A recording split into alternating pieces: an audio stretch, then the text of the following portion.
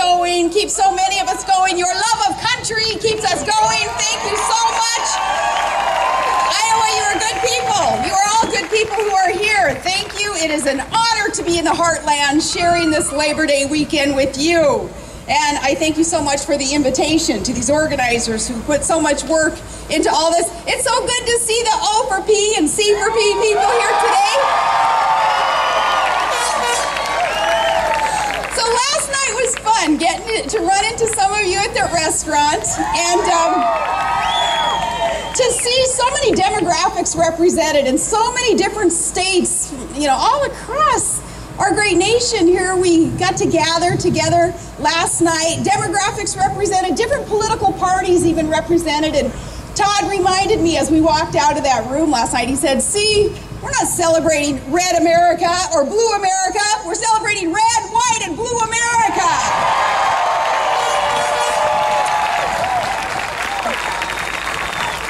So what brought us here today out in this field? Why aren't we catching a Cyclones game or watching the Hawkeyes perhaps, or grilling up some venison and corn on the cob, maybe some caribou with some friends on this Labor Day weekend?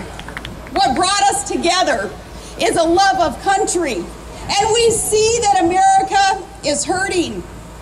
We're not willing to just sit back and watch her demise through some fundamental transformation of the greatest country on earth.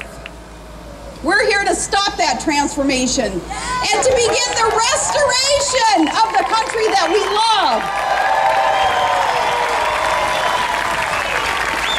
We're here because America is at a tipping point. America faces a crisis, and it's not a crisis like perhaps a Midwest summer storm, the kind that moves in and hits hard, but then it moves on. No, this kind will relentlessly rage until we do restore all that is free and good and right about America. It's not just fear of a double-dip recession, and it's not even the shame of a credit downgrade for the first time in U.S. history. It's deeper than that. This is a systemic crisis due to failed policies and incompetent leadership. And we're going to speak truth today. It may be hard-hitting, but we're going to speak truth today because we need to start talking about what hasn't worked, and we're going to start talking about what will work for America. We will talk truth. Now, some of us saw this day coming. It was 3 years ago on this very day that I spoke at the GOP convention where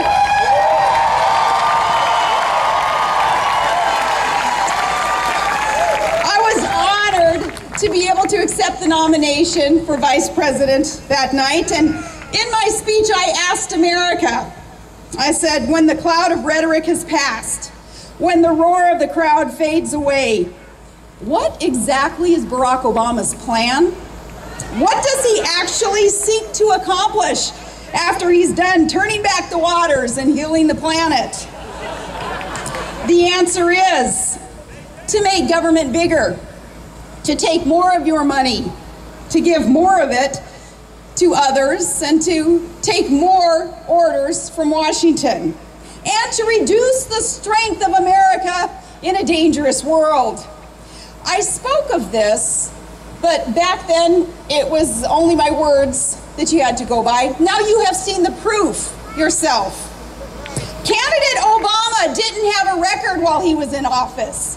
But President Obama sure does, and that's why we're here today.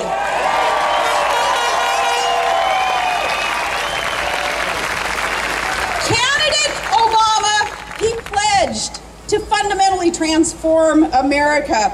And for all the failures and the broken promises, that's the one thing that he has delivered on.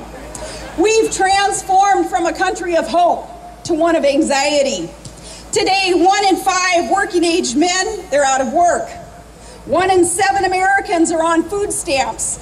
30% of our mortgages are underwater. In places like Michigan and California, parts there, they're suffering from unemployment numbers that are greater than during the depths of the Great Depression. Look, Barack Obama promised to cut the deficit in half, And instead, he turned around and he tripled it. And now our national debt is growing at $3 million a minute. That's $4.25 billion a day. President Obama, is this what you call winning the future?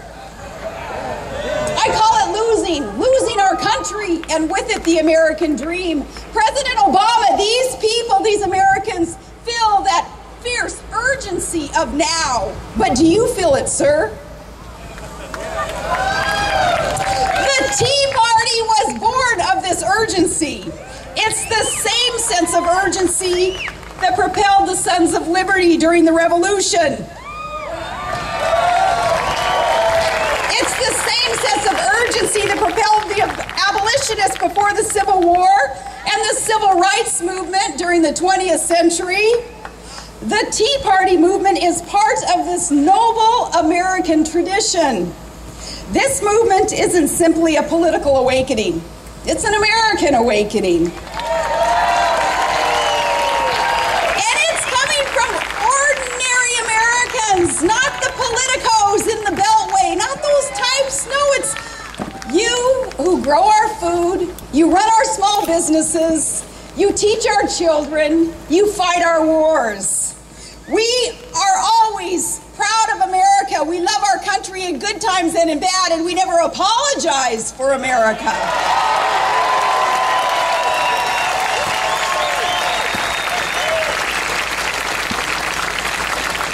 See, now that is why the far left's irresponsible and radical policies really awakened a sleeping America, so that we finally understood what it was that we were about to lose.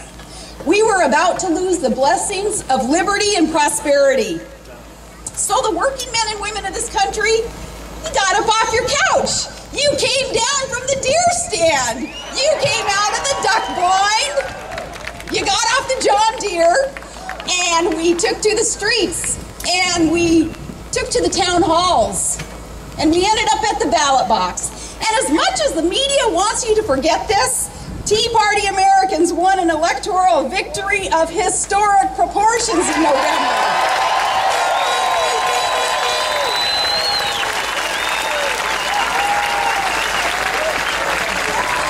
Well, we the people, we rose up and we rejected the left's big government agenda. We don't want it, we can't afford it, and we are unwilling to pay for it.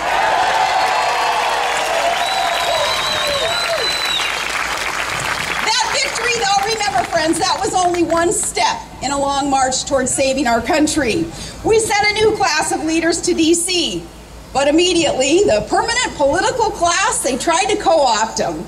Because the reality is, we are governed by a permanent political class until we change that.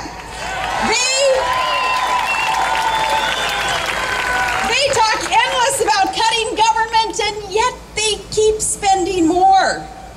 They talk about massive, unsustainable debt, and yet they keep incurring more. They spend, they print, they borrow, they spend more, and then they stick us with the bill. Then they pat their own backs and they claim that they faced and solved the debt crisis that they got us in. But when we were humiliated in front of the world with our country's first credit downgrade, they promptly went on vacation.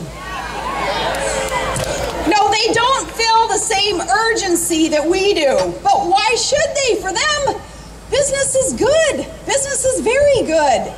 7 of the 10 wealthiest suburbs are suburbs of Washington, D.C. Polls there actually, and usually I'll say polls, nah, they're for strippers and cross-country skiers. But